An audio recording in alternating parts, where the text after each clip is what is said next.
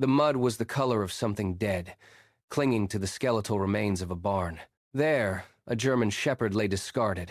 Its neck was raw from a rope, its legs twisted at impossible angles. It did not move, save for the shallow rise of its ribs. A man stood over the animal, his posture rigid and his face a mask of cold indifference. He looked at the dog as one might view a pile of refuse. "This dog is worthless," he muttered. Lily, only 10 years old, stood at the field's edge. Her grandfather's hand rested on her shoulder, but Lily's gaze was fixed on the dog's hollow, dull eyes. A shift occurred within her. She reached into her pocket, her fingers closing around a crumpled bill. She stepped forward. The man snatched the cash, untied the rope, and walked away without a backward glance. Lily knelt in the mud, gathered the broken creature into her arms, and carried him home.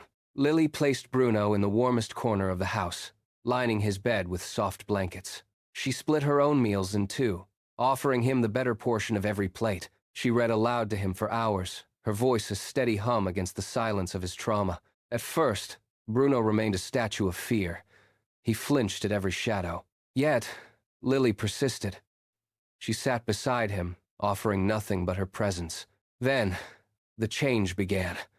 A tiny, almost imperceptible twitch of his tail greeted her. He began to eat with hunger rather than fear. He began to uncurl his body. His coat regained its luster, catching the morning sun like a promise kept. But as he healed, a mystery emerged.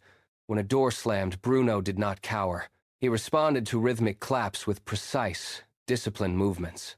Lily felt a chill of awe. She realized she was living with a ghost of a different life.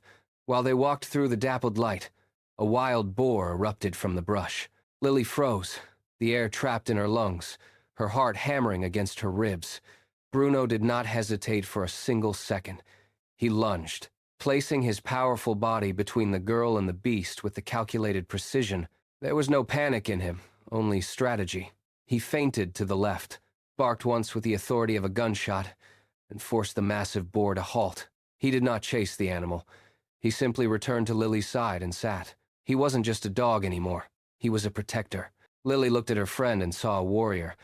His broken body had hidden a spirit of steel. He had been trained for this, forged in a fire she could barely imagine.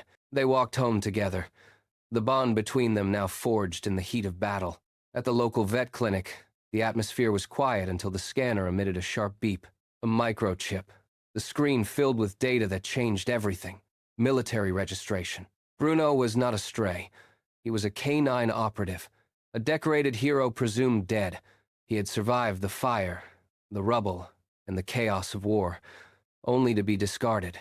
The news of the ghost dog rippled through the town like a stone thrown into a still pond. Neighbors who had once looked away now arrived at the house with gifts and apologies. But as they stood on the porch, they left with something more than they brought, a renewed sense of their own capacity for kindness. They saw in Bruno a mirror, a reminder that worth is not defined by utility, but by the soul within. Lily stood on the porch as the sun dipped below the rolling hills, watching the last of the visitors depart.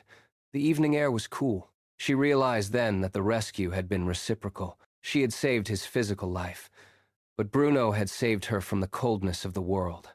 He had taught her the strength of silence and the power of a second chance. The grass was warm under her feet, the dog was breathing softly at her side, and for the first time, the girl felt truly home. It was enough. It was everything.